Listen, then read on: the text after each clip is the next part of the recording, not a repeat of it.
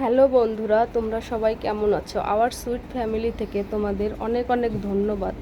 তোমরা যেভাবে আমাদের সাপোর্ট করছো আমরা তাতে অনেক অনেক খুশি। এইভাবে আমাদের সাপোর্ট করে যেও, আর আমরা যেন তোমাদের ভিডিও দিতে পারি সেই সুযোগটা করে দিও। আজ বাজার থেকে এনেছে পমফ্রেট মাছ ও চিংড়ি মাছ। পমফ্রেট মাছ দিয়ে পমফ্রেট মাছের তেল ঝাল করব, সেটাই তোমাদের সঙ্গে আজকে শেয়ার করব। মাছটা প্রথম কেটে ধুয়ে থালায় সাজিয়ে রেখেছি।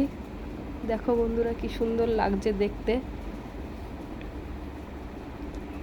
চিংড়ি মাছটা রান্না করব আমার ছেলের জন্য। ও এটা শেয়ার করবো না, কারণ ও ঝাল খেতে ভালোবাসে না, যার জন্য ঝাল ছাড়া ওর জন্য রান্না করব।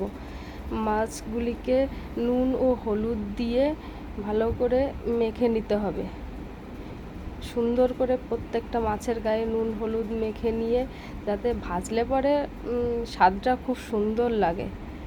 নুন হলুদ গায়ে না মাখলে ভালো করে মাছটা ভালো স্বাদ লাগে না। এরপরে কড়াই গরম করে কড়াইতে তেল দিয়ে দিলাম।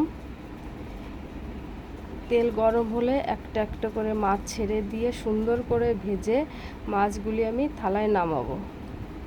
এরপরে জিরে, ধনে, লঙ্কা এইগুলি বেটে পেস্ট করে নেব। পেস্ট করা হয়ে গেছে আমার। এখন মাছগুলি ভেজে থালায় নামিয়ে নিয়েছি। তেল গরম করে তেলে গোটা জিরে, যে মশলা বেটেছিলাম ওটা দিয়ে ভালো করে ম্যারিনেট করে এখন জল ঢেলে দিলাম। জলের মধ্যে হলুদ ও নুন দিয়ে জলটাকে ভালো করে ফুটতে দেব। ফোটানো হয়ে গেছে, এখন আমি একটা একটা করে মাছ ছেড়ে দিচ্ছি। মাছের ঝোলটা প্রায় হয়ে এসেছে। দেখো বন্ধুরা কি সুন্দর লাগছে দেখতে।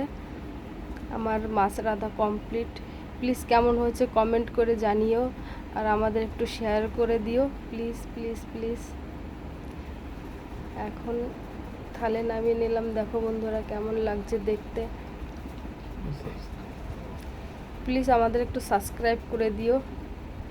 থালায় সাজিয়ে নিলাম। ওই দেখো আমার ছেলের চিংড়ি মাছের তরকারিটা তোমাদের একটু দেখিয়ে দিলাম। প্লিজ সাবস্ক্রাইব করে দিও আমাদের চ্যানেল।